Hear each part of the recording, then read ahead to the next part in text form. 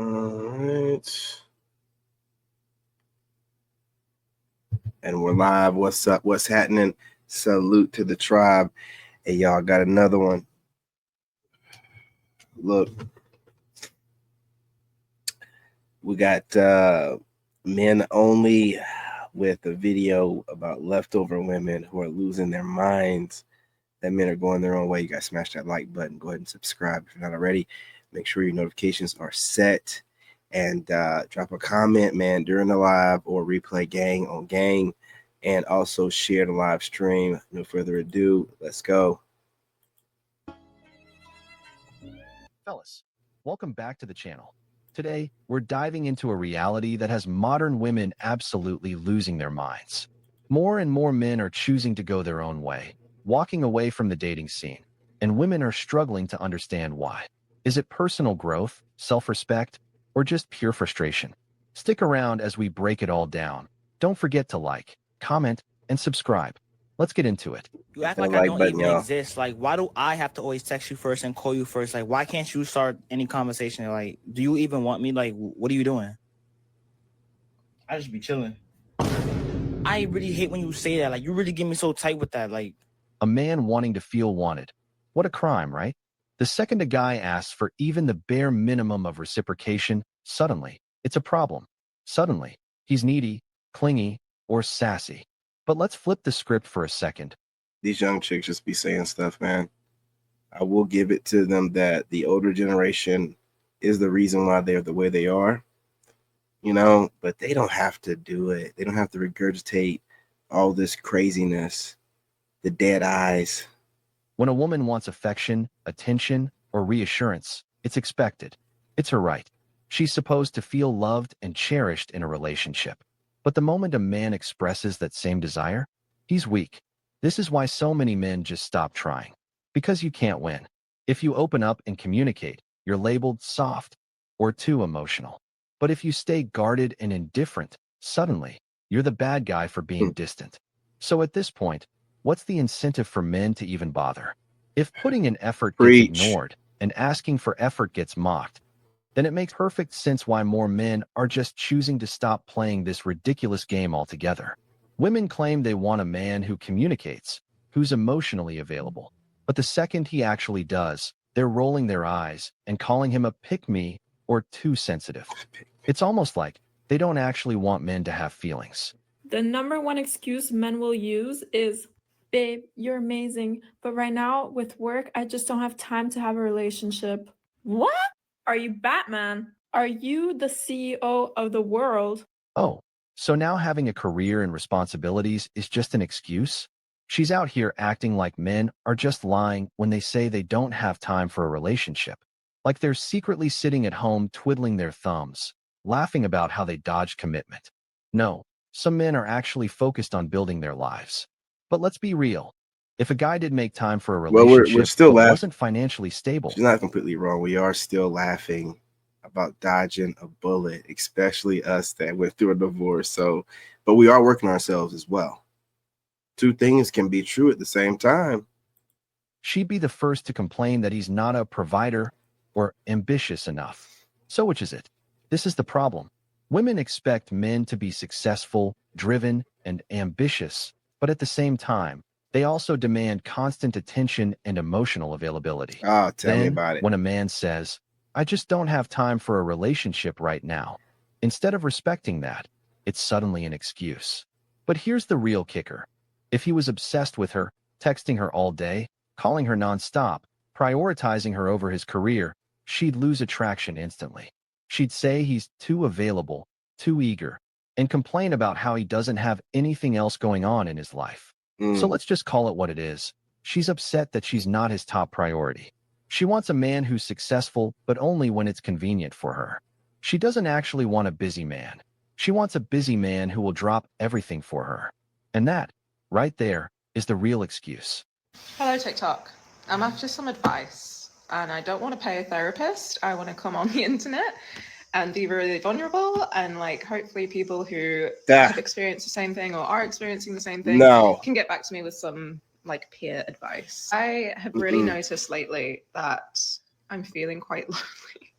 This sounds so fucking pick me. I'm missing like deep emotional connections in my life. And I think about how, dick. especially as a woman, you know, you have your group of girlfriends. I don't have that. Yeah, I guess it's partly my fault for fucking moving to the other side of the world by myself. But it's been really challenging to make like deep emotional friendships here, I feel. Does anyone else feel the same? Don't get me wrong. I have friends. I'm not a complete loner. I have my work friends, I have my housemates, they're my friends, but it all feels quite superficial in a good way. Like they're definitely always up for a walk or grabbing a coffee, or we'll share like memes and things to each other.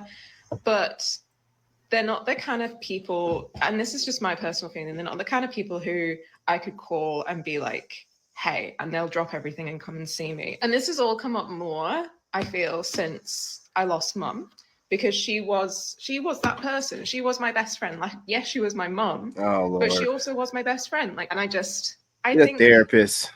Yeah, I think since losing her, it's really come to light a bit more. Oh yeah, she's about to cry. Why am I getting emotional? So yeah, you have not healed yet. What do you do? What do you do? What do I do? Listen, first of all, take it from someone whose mother has moved on. If you start thinking about your mother and saying mother makes you start breaking down, you have not completely healed from that. Trust me. I was the exact same way. So you got to do that first and foremost. All right. You got to be able to say the word mother and think about your mother and know she's in a better place. See, this is a problem when you don't have a real spiritual connection with God and you don't really believe in nothing. You know, when someone moves on, you think energy never dies. Energy never dies. Do you really believe this? You know, not believe. Do you know it? Or you believe in this? You know what I'm saying? I know. So, but she got to heal, man, because that's not gonna work out for you, sweetheart. Nah, baby, you still grieving your mother. About this, like,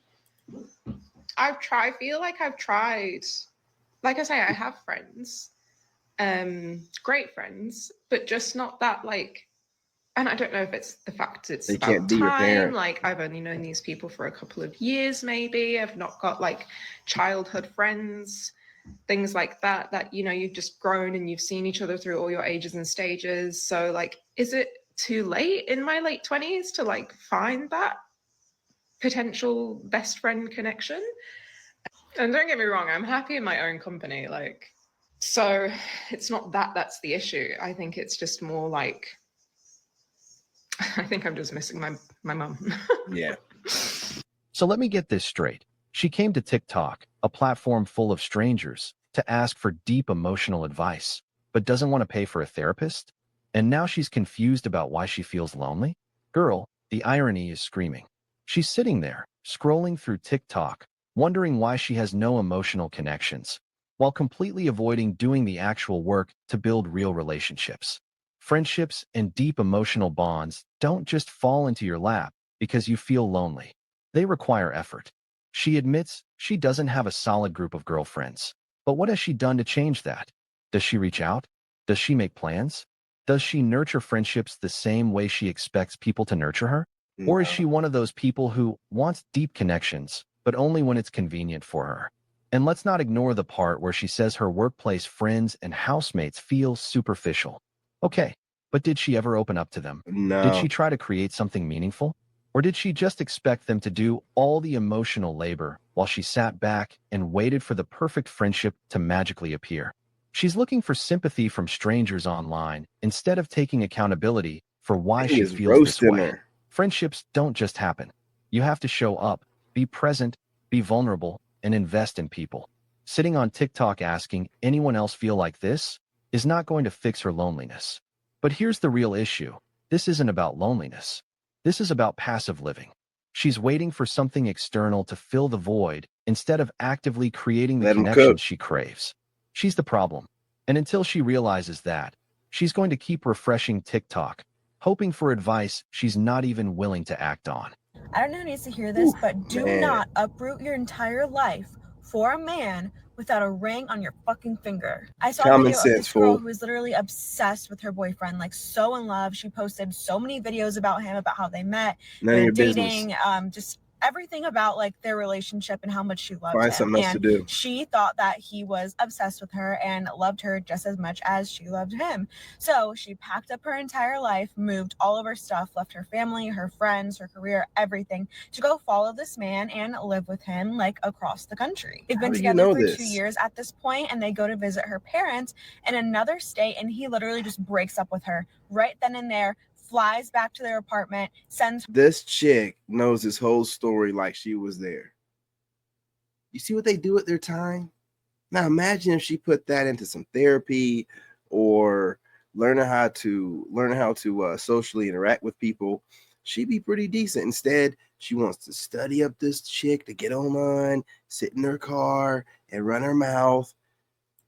Her all her stuff in boxes, and like that's it, doesn't talk to her again. And she is beside herself. She never saw this coming. There was never any like indication that he was just going to break up with her. Oh yeah, you know that. And the reason why they moved to where he wanted to be was because he was in medical school and he was chasing his dreams, and she basically loved him so much and wanted to be with him so badly that she decided to chase his dreams with him. But then he just up and left her.